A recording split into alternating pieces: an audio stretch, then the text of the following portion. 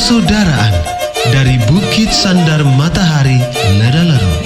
Kami menyapamu semua dalam senandung ucap salam dalam Sang Sabda. Bacaan Injil dan Renungan hari ini, edisi 19 Agustus 2025, hari biasa pekan ke-20. Disusun dan dibawakan oleh Frater Nelson Livu ESVD. Selamat mendengarkan.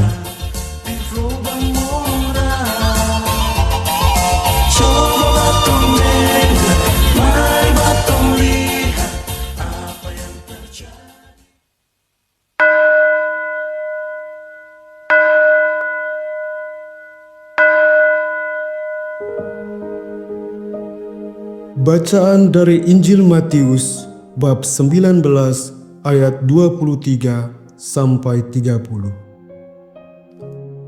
Yesus berkata kepada murid-muridnya, "Sesungguhnya aku berkata kepadamu, sukarlah bagi orang kaya untuk masuk ke dalam kerajaan surga.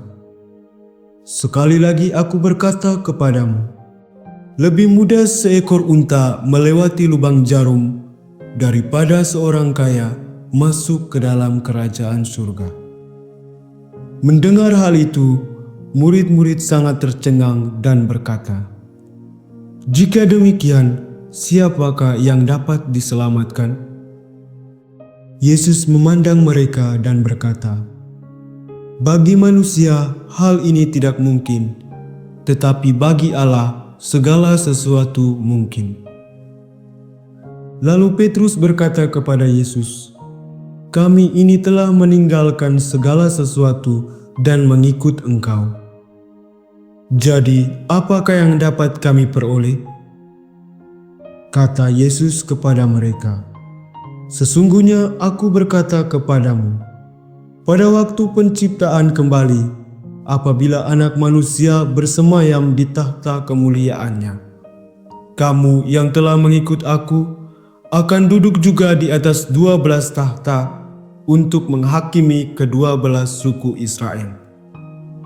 Setiap orang yang karena namaku meninggalkan rumah, saudara laki-laki atau saudara perempuan, atau ayah atau ibu, atau anak-anak atau ladangnya, akan menerima kembali 100 kali lipat dan akan memperoleh hidup yang kekal. Namun banyak orang yang pertama akan menjadi yang terakhir, dan yang terakhir akan menjadi yang pertama." Demikianlah sabda Tuhan. Terpujilah Kristus.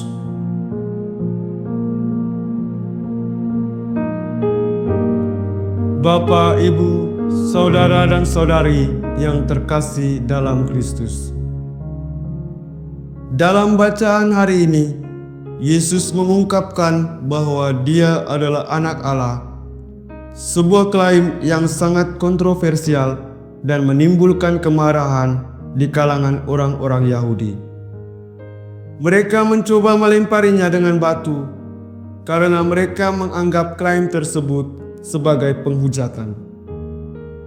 Namun, Yesus tidak hanya membela klaim itu, tetapi juga mengajak mereka untuk melihat pekerjaan-pekerjaannya sebagai bukti bahwa Dia benar-benar diutus oleh Allah. Beberapa poin penting yang dapat kita ambil dari bacaan hari ini, yaitu yang pertama, identitas Yesus sebagai Anak Allah. Yesus menyatakan dengan tegas identitasnya sebagai Anak Allah, yang berarti Dia memiliki hubungan yang sangat erat dengan Bapa. Hal ini merupakan pesan inti dari Injil Yohanes. Yesus adalah Allah yang datang ke dunia untuk menyelamatkan umat manusia. Meskipun klaim ini dapat menimbulkan kontroversi dan penolakan, bagi orang yang melihat dengan hati terbuka, mereka akan menemukan kebenaran dalam karyanya. Poin kedua, pekerjaannya sebagai bukti. Yesus meminta orang-orang untuk melihat kepada pekerjaannya sebagai bukti dari kuasa Allah yang ada di dalam dirinya. Pekerjaannya seperti mujizat dan pengajaran yang penuh kasih, merupakan tanda nyata dari kasih Allah yang menyelamatkan umat manusia. Hal ini mengajak kita untuk melihat karya-karya Tuhan dalam hidup kita hari ini, mulai dari hal-hal kecil hingga peristiwa besar yang menunjukkan kehadiran dan kuasa-Nya. Poin yang ketiga, penolakan dan penerimaan. Meskipun banyak yang menolak Yesus, ada juga orang yang percaya kepadanya, terutama setelah melihat pekerjaannya. Ini mengingatkan kita bahwa di dunia ini akan selalu ada orang yang menerima dan menolak kebenaran. Namun, kebenaran itu tidak tergantung pada penerimaan manusia, karena Tuhan tetap bekerja dalam kehidupan mereka yang membuka hati untuknya.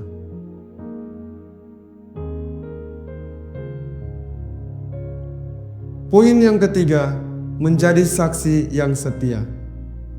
Sebagai orang percaya, kita dipanggil untuk menjadi saksi bagi Kristus di tengah dunia. Kita tidak hanya mengandalkan kata-kata, tetapi juga melalui tindakan dalam kehidupan kita. Seperti orang-orang yang percaya kepada Yesus setelah melihat pekerjaannya, kita juga harus menunjukkan dan mencerminkan kasih dan kuasa Tuhan agar orang lain dapat melihat kebenaran dan datang kepadanya. Bapak, Ibu, saudara dan saudari yang terkasih dalam Kristus.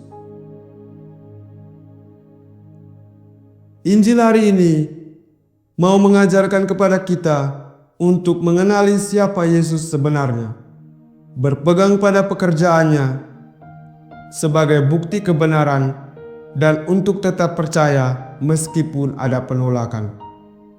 Dalam dunia yang penuh dengan tantangan, kita diajak untuk tetap hidup sebagai saksi Kristus, melihat karya Tuhan di sekitar kita, dan menjadi saluran kasih kepada orang lain. Amin.